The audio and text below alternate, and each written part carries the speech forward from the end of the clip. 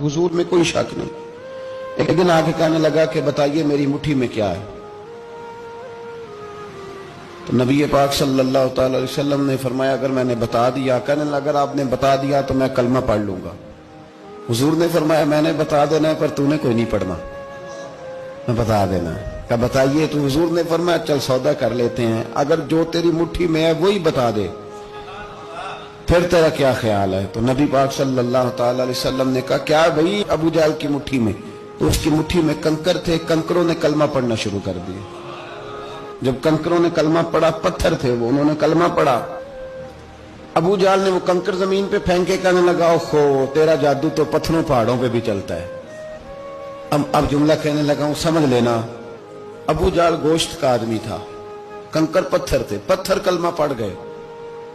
गोश्त पोश्त का आदमी था पर कलमा, क्योंकि यहां क्या था शक, उसने आगे नहीं बढ़ने दिया। गोश्त पोश्त का शख्स होके पत्थरों से आगे निकल गया। नबी पाक सल्लल्लाहु अलैहि वसल्लम की खिदमत में आया। बल्कि वो जो यहूदी वाली रवायत है उसके पस मंजर में भी बाज मुहद्दिसीन ने लिखा है, उसको भी इसी ने भेजा। कहने लगा जाओ नबी पाक से जाके कहो अगर वो दरख्त आपका कलमा पढ़े तो मैं भी पढ़ लूंगा। दरख्त, अब दरख्त होते तो जानदार हैं पर कलमे तो कोई नहीं ना पढ़ते। दरख्त से भी तो इंसानों से कलमा पढ़ने की बात, अगर दरख्त पढ़े तो मैं पढ़ लूंगा। नबी पाक सल्लल्लाहु अलैहि वसल्लम दूर बैठे थे, दरख्त दूर था। और इमाम सुयूती अलैहिर्रहमान ने लिखा है दरख्त भी कीकर का था। नबी पाक सल्लल्लाहु अलैहि वसल्लम ने फरमाया उस यहूदी से कि तू जाके दरख्त को कह कि तुझे नबी पाक बुलाते हैं। फरमाया मैं गया तो फिर तुमने कहना जादू करके बुलाया है। एहतियात भी की, हर चीज आंखों के सामने रखी, तू जाके कह के तुझे बुलाते हैं। वो बंदा गया, जाके कहने लगा, और इमाम सयूती ने इसको लिखा है, कहने लगे उसने नबी पाक का नाम भी नहीं लिया, क्योंकि अबू जहल एंड कंपनी को पता था कि मुस्तफा के नाम में भी बड़ी बरकत है। खाली नाम भी नहीं लिया, कहने लगा दरख्त वो जो सामने बैठे हैं ना वो तुझे बुला रहे, नाम नहीं लिया हुजूर का। वो जो सामने बैठे हैं ना, जाअत ले दावत हिल अशजारु साजिदतन। इमाम बोसीरी कहते हैं दरख्त आया और सजदा करता हुआ, जमीन चीरता हुआ आया। किस तरह आया? पहले आगे झुका, फिर पीछे झुका, दाएं झुका, बाएं झुका। यहां भी लिखने वालों ने लिखा है कि वो ना दरख्त अपनी जड़ें उखेड़ रहा था।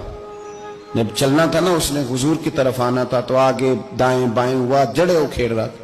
लेकिन हमारे उस्ताद जब हमें ये रवायत पढ़ाया करते थे तो कहते थे जड़ें नहीं उखेड़ रहा था। जब उसने सुना मुझे नबी पाक ने बुलाया तो उसे वजद हो गया था, वो झूमने लग गया था, झूम रहा था। हुजूर ने मुझे बुला लिया, जाअत ने दावत हिल अशजारु साजिदा। तो दरख्त आया, उसने आके नबी पाक को सजदा किया। लकड़ी का बना हुआ दरख्त है, सजदा किया। सजदा करने के बाद दरख्त उठा और उठ के उसने नबी पाक का कलमा पढ़ा। वो जिसको अबू जहल ने भेजा था ना यहूदी, वो दरख्त की हालत देख के कलमा पढ़ गया।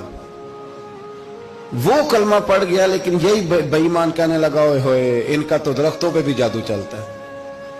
ला रैब फी, शक कुरान पाक में, लेकिन अगर बंदे के दिमाग में हो उसका इलाज है कोई, इधर ही शक बैठ जाए।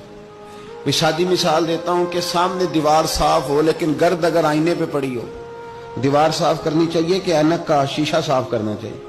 सारी जिंदगी लोग दीवार साफ करते गुजार देते, सारी जिंदगी तराश खराश करते गुजार, अपनी मर्जी की पेंटिंग करते गुजार देते हैं, पर अपनी आंख की पुतली साफ नहीं करते।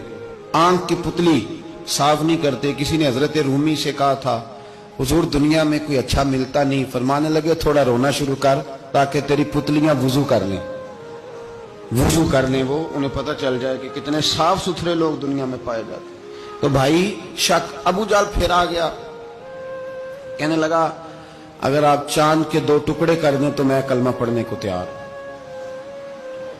अच्छा यहां भी बड़ी मजे की बात है। अल्लाह ने पहले कह दिया नबी पाक को कि इन्नल्लज़ीना कफरू सवाउन अलैहिम आ अनज़रतहुम अम लम तुनज़िरहुम ला युमिनून। महबूब ये जिनकी किस्मत में कुफर है ना, आप इन्हें डराएं चाहे ना डराएं, ये ईमान नहीं लाएंगे। कंकरों ने भी कलमा पढ़ लिया, दरख्तों ने भी पढ़ लिया, सारा कुछ हो गया, और अल्लाह ने भी कह दिया कि महबूब इस बेईमान ने कलमा नहीं पढ़ना। पर हुजूर ने फरमाया ये पढ़े ना पढ़े हमने मैदान नहीं छोड़ना। जितनी दफा आएगा ना ہم اسے ضرور معجزہ دکھائیں، جتنی دفعہ ہے، ہم کیوں میدان چھوڑ؟ آگے کہنے لگا جی اگر چاند کے 2 ٹکڑے کر دیں تو اقتربت الساعۃ وانشق القمر، تو نبی پاک صلی اللہ علیہ وسلم نے انگلی کا اشارہ کیا، چاند 2 حصوں میں بٹا۔